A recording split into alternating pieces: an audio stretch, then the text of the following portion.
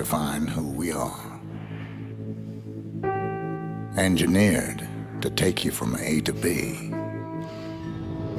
mile after mile, day by day.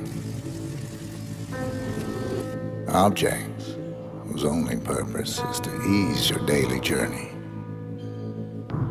Built on technology with a conscience and beauty.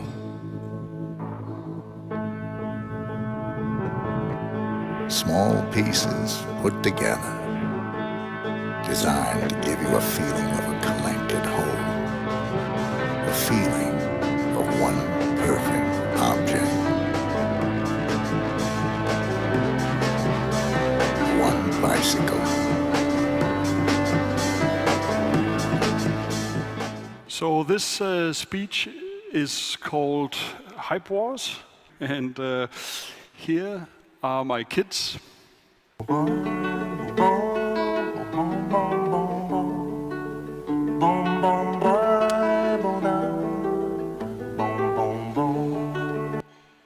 So those are my two first kids on a bike, and they still use a bike.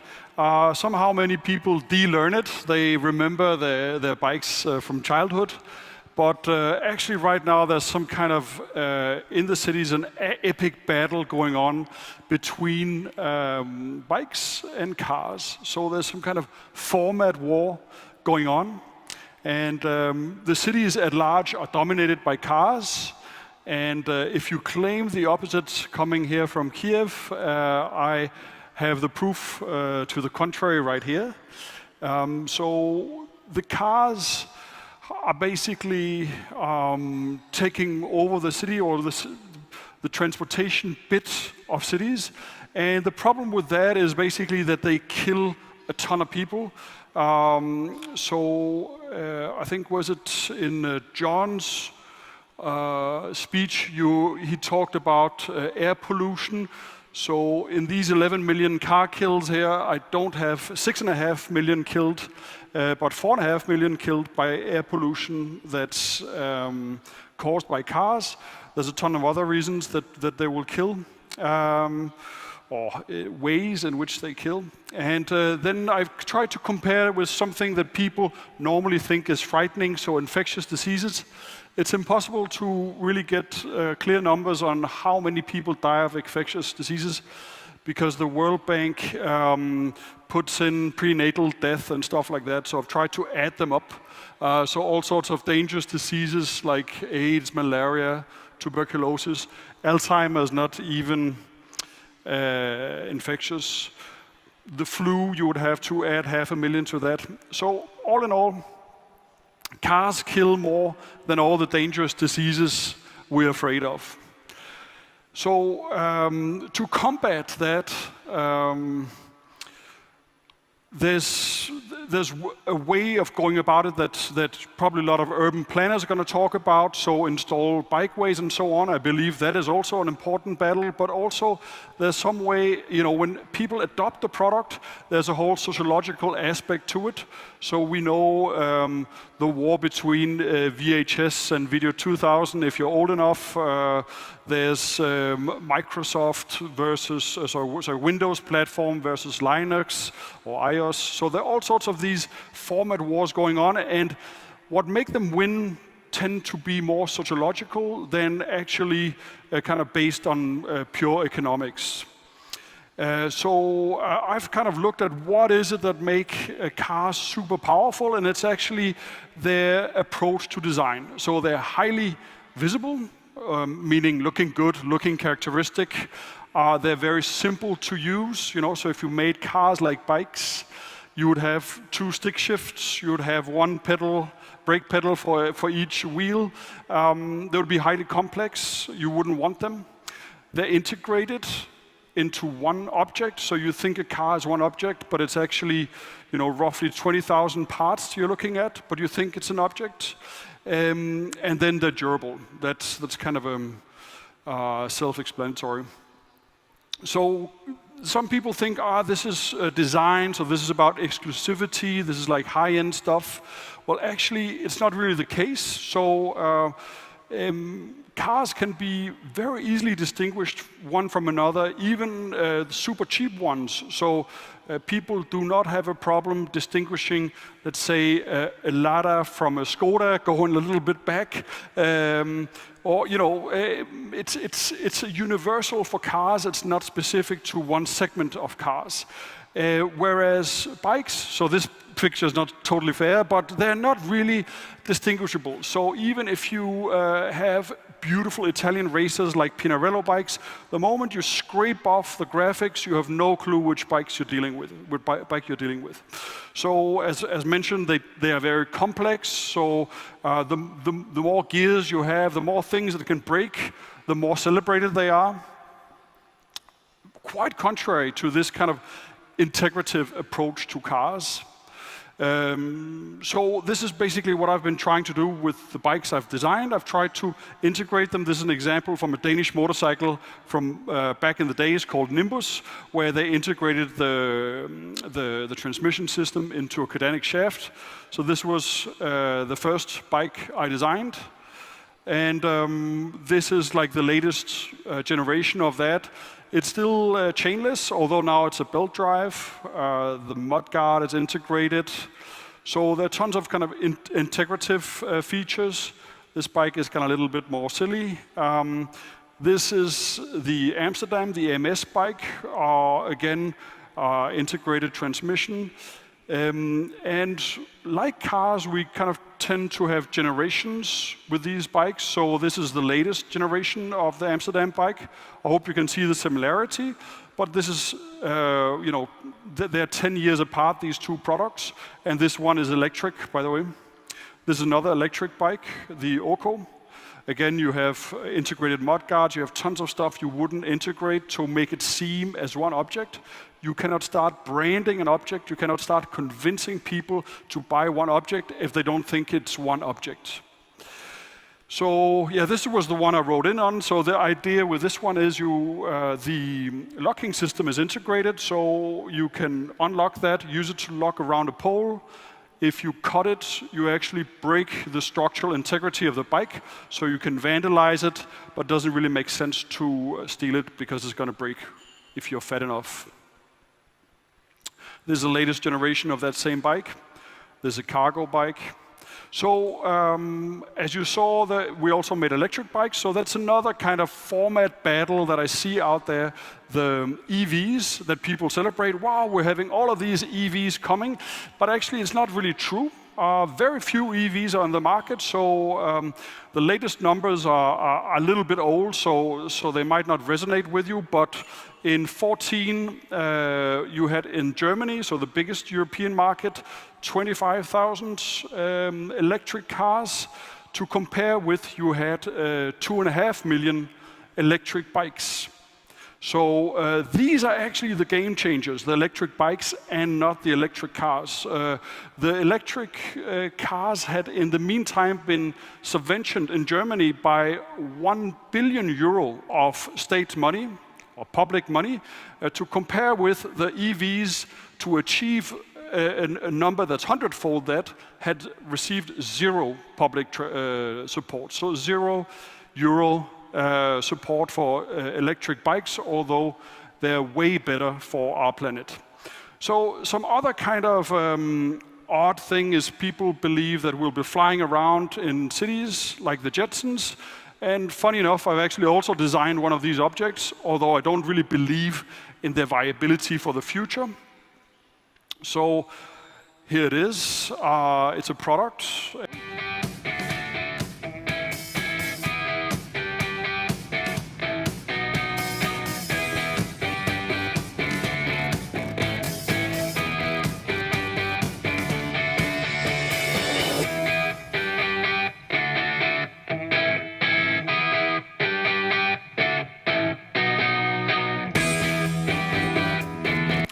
So they say it's a flying car, but actually it's certified as a truck. So you can pre-order it, but you've got a flying truck and not a flying car.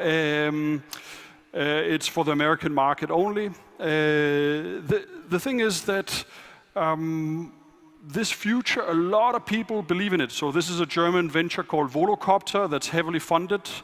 This one is the one that Uber has invested in. This is the Google Z-Aero. And here is Airbus's own project. So you'd think if people that big, so big corporates invest in it, that it has to happen. But I can assure you this will not happen because it's basically just hype. So, so this is air security, my way of visualizing air security. Last year, in 2017, you had 79 people all over the world die from air security. If you had to implement the manned drones today, you would have roughly the same equivalent of death for drones that you have with cars. So to compare with last year here in Ukraine, you had 2,317 people die in cars. So who's going to tell people, hey, we've got this great new technology and like a whole bunch of people are going to die. So that I think is going to be a very hard sell. Of course, these numbers haven't factored in hacking challenges with security or terrorism issues. But the main reason it's not going to happen is people don't want a fan constantly over their head. So the cities in this world like Sao Paulo and New York, where you have most people traveling around with these type of objects or helicopters, people are sick and tired of them and they're heavily regulated. You have a few thousand people actually using them. How are you now going to move like millions and hundreds of millions of people from the cities over these objects? It's just not going to happen. Of course, it doesn't mean the technology itself is bad. So they have successes. I don't know if you want to say war is good, but at least they are proven very efficient for kind of as war machines, and also in territories with very low infrastructure, such as on the African continent, you have tons of super interesting startups that are drone-based. So they're not bad in themselves, but they're just not an urban mobility solution. And here again, you have other technologies that are not as hyped. So for instance, lighter than air vehicles, Amazon and actually two other main global players want to, over that same continent, over Africa, deploy tiny airships to compete with satellites to provide telecommunication all over that continent. That's very likely. It's not a hype thing. And you have tons of other, so this is a Lockheed Martin working machine out there you can buy. This, in terms of sustainability, is a much more interesting product because you don't need any energy to lift it up. So you could actually, if you really wanted to, make zero-emission airborne traffic tomorrow with this type of technology, yet very few speak about it. This is another venture. In Denmark, we have Siemens and Vestas that are looking into how to transport their windmills, because basically most roads now are too small to the big type of air windmills we have. So getting windmills from A to B with lighter than air aircraft, such as these type of machines is very doable, and it's being researched. So looking at the big picture, what I think we have now is some kind of technological hegemony. People think that because Airbnb and Uber and so on are coming from the US, that it's determined it's going to happen. I say not really. You know, it's a choice we have. It's a thing that's being propagated from people with a certain vision. So Ray Kurzweil, with his whole singularity concept, is a very popular du jour type guy in terms of, so a lot of follow his visions. I got to know him because I studied philosophy very early on, and his vision for human ethics was that it would be propagated into space by ant-size robots. So let's just agree that this is highly speculative. It's just a guy who has crazy ideas. We can follow them, or we can choose not to follow them. So just to tell you that there was an alternative out there, so this is old Soviet technology. So this turbojet-powered train built in the 60s actually worked very well until it had a fatal accident, and then they killed the project. But it actually had speeds that reminds you of the French TGV, which were formidable, and the TGV has, since had a lot of success. So there was like a whole bunch of alternative technologies out there. The Sputnik became mainstream for satellites today, so we know that lighter than, ground effect aircrafts was actually technically super efficient aircrafts, and a whole bunch of them were built. But again, the Soviet soft power is close to zero. So they cannot convince that because they're making them, the rest of the world should buy them. So I'm not saying that we should get into some kind of ideological battle again, but I'm just saying that we need to kind of reappropriate technology and make it about humans. So this is a Copenhagen letter that a friend of mine, Thomas Madsen Mygdal, has drafted in Denmark, and got a lot of people to sign this letter that technology needs basically to be about what we want, about the future we want. We can't just engineer a future without a vision for the future. So a lot of the problems we have today in terms of CO2 emissions are actually just a failure of technology. So we had alternatives. So in 1900, most cars in the US were electric. The fastest car was electric, called Riker Torpedo. I guess you can see which one it is. Somehow Ford demolished that. And we took a different path. A path where we now have to look at sustainable development goals to kind of make do, and our world, objectively looking in terms of environment and global warming, is fairly fucked. So as I see it, the main thing is about securing our human habitat. Without a place where we humans can stay, many of these goals become meaningless. So there are tons of technologies out there that can help us achieve that. Actually, Paul addressed one of them, so the smart grid, the electric smart grid, I think it's going to happen, and it's a great thing, but it's super hyped compared to having a thermal grid that you could deploy. If you manage to deploy a thermal grid to kind of harness all of the energy out there already, reuse it. The supermarkets was an example. We would save way more energy. We'd actually shut down the gas from Russia from one day to the other, and have much bigger savings than we have with an electrified future. Not that I don't think the future will be electric. So then the self-driving car, again, this is a thing. It's not going to happen. So the MIT research that Annette referred to is actually totally bogus, because of course they've done proper research, but they've done research as if we live in La La Land. So, meaning that it's true, you could have these cars service everything, but for one, in their research, they assume that you're not 1 to 5 people in these cars, but you are 6 to 8. So no car can do this. These are shuttles. These are shuttle buses. These are not cars. So that's one thing. It's not a car future. It's a bus future.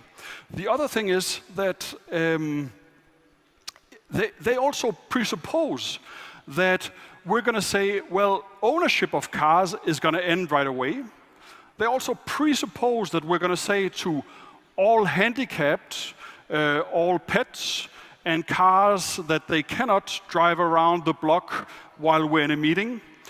So now you've got to regulate against poor blind people, telling them, no, yeah, you have now a car you could use, but you won't be able to use it. So actually, research today shows that probably car usage with such devices would go up by 67%. So basically, you're just going to worsen the problem we have with cars by choosing driverless cars.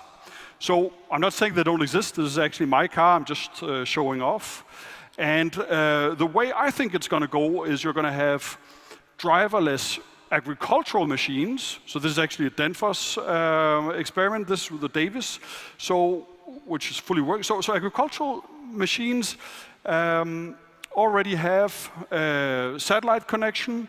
They are, if it goes wrong, they're not going to kill that kid that stands out in the field, because there's going to be no kid standing out in that field. And so the whole thing is actually prepped. So this is not like in the future. This is now. So agricultural machines are going to go driverless. Then you will have big convoys. So Siemens have some pretty cool technologies for that. They're also going to go driverless because you can kind of seclude them. And you also have a lot of energy savings going in there. And then this MIT research we're talking about, it's going to be about buses. So buses might end up being public and not private. So it's a very different future than the car lobby actually imagined themselves. Anyway, the point with all of this is that we can't let ourselves kind of just be led on by hype, and we have to focus on the bigger vision. So there's a very big correlation between the future we imagine that we'll have. So this kind of Star Trek future, they propose that we would have mobile phones. So it's fun to see when we project something, the likelihood of it happening is actually bigger.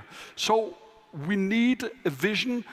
The engineering tomorrow will not come from the ground, but it's about designing a world that you actually want to engineer. So again, myself, I come from design.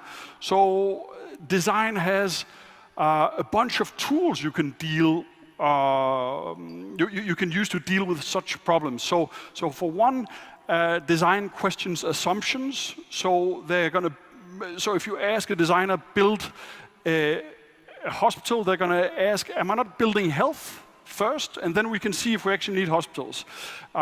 It's about understanding people. So who are we servicing? And they are good at, or we are good at navigating complexity. So the fact that things are not very certain, that the outcomes are not certain, is not a problem. It's actually kind of cheerful for designers. And then designers are used to kind of transcend actuality. So when you design a whole new thing, it's not something that necessarily exists. It's a thing that you think the world needs. So my guess, there's a big kind of way of dealing with this hype, and a big way of dealing with this kind of vacuum of proper vision that designers can help with. So that was my 2 words.